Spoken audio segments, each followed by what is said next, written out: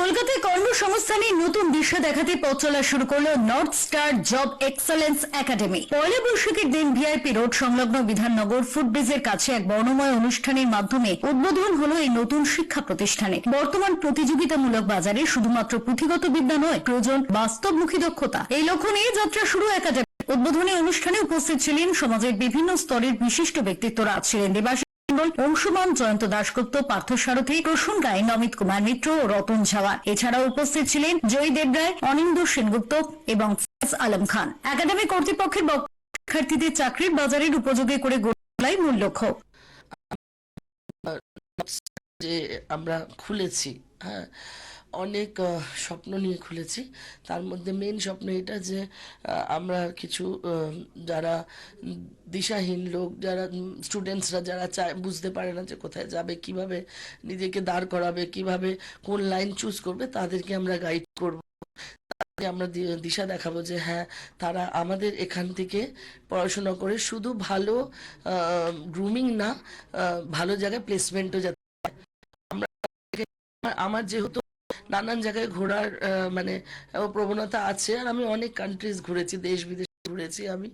আমি মরিশিয়াসে গেছি, আমি লাস্ট কয়েক বছর নিউজিল্যান্ডে কাটিয়েছি। আমি জাস্ট ফেব্রুয়ারিতেই ফিরেছি। তো সেখান থেকে আমি একটা জিনিস দেখেছি যে আমাদের কলকাতায় অনেক হিডেন ট্যালেন্ট লুকিয়ে আছে, যেটা আসে না, বাইরে আসে না। সব টপ টপ জায়গায় বাঙালিরা রয়েছে, টপ টপ জায়গায়। তো আমি চাই যে, কিন্তু অনেকেই ভাবে যে বাঙালিরা কিছু করতে পারে না। তো আমি চাই যে আমরা সবাই মিলে এই নর্থ স্টারকে এমন জায়গায় নিয়ে যাই যে সব জায়গাকার প্লেসমেন্ট নর্থ স্টার দিতে পারবে। সব লোকেদেরকে তারা যেরকম ভাবে চায় সেরকম ভাবে, যারা যেই লাইনে চায় সেই লাইনে তাদেরকে যেন আমরা গ্রুম করে পাঠাতে পারি। যেমন আমি প্যাশনটাকেই প্রেফার করি, যাতে মানুষ নিজের প্যাশনকে প্রফেশন বানায়, তারই এভার লাস্টিং হয়।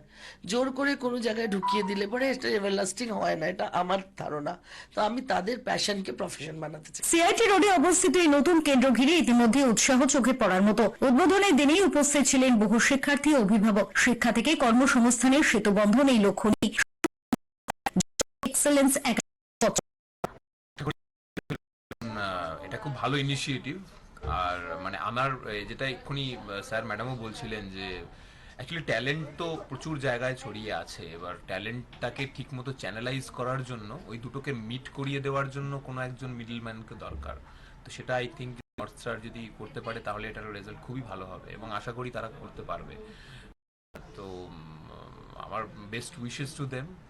ভালো কাজ করুক এটা নিয়ে, এবং এটার খুব একটা ব্রাইট ফিউচার আছে এবং মানুষের এটার প্রয়োজনও আছে, একটা গাইডেন্সের প্রয়োজন আছে। যে মানুষের মধ্যে এখন মানে অনেকেই অনেক রকম পেশায় নিজেকে এক্সপ্লোর করে বা করতে চায়, সেটা অনেক নতুন অনেক না, সেগুলোকে ইন্ট্রোডিউস করার এবং সেগুলোর কিভাবে প্রফেশনালি মানুষ চুজ করতে পারে, সেই জায়গায় নিজেকে অ্যাজ এ প্রফেশন সেগুলোকে চুজ করতে পারে। তো সেটার একটা কারেক্ট ওরিয়েন্টেশন, একটা গাইডেন্স যদি দেওয়া যায়, তাহলে আমার মনে হয় প্রয়োজনীয়তাও আছে সোসাইটিতে, আর যারা করতে পারবে তাদের জন্য খুব হেল্পফুল হবে। তো I wish all the best, এবং আই থিঙ্ক খুব ভালো কাজ করবে। হলো বাংলায় ধ্রুবতারা। ধ্রুবতারা দিক নির্দেশ করে। আপনাদের নর্থ অর্গানাইজেশন স্টুডেন্টদের কিভাবে দিক নির্দেশ করবে? ধরুন, মানে অনেক জায়গাতে কনসালটেন্সি তো আছে নিশ্চয়ই, কিন্তু এনাদের মেন ভাইটাল পয়েন্ট যেটা আছে প্লেসমেন্ট। অ্যান্ড পুরো ইন্ডিয়াতে এরকম একটা ইয়ে আছে, এটা নেগেটিভ কথা বলে কলকাতাকে নিয়ে। তো এরা কিন্তু ওই ব্যাপারটাকে খুব ভালো R&D করে রেখেছে নর্থ স্টার। তো আমার মনে হচ্ছে কি এরা প্লেসমেন্ট along with grooming, মানে এটা নাকি শুধু প্লেসমেন্ট, মানে কোথায়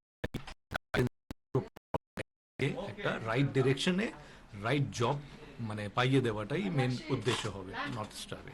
ব্যুরো রিপোর্ট, চ্যানেল 10।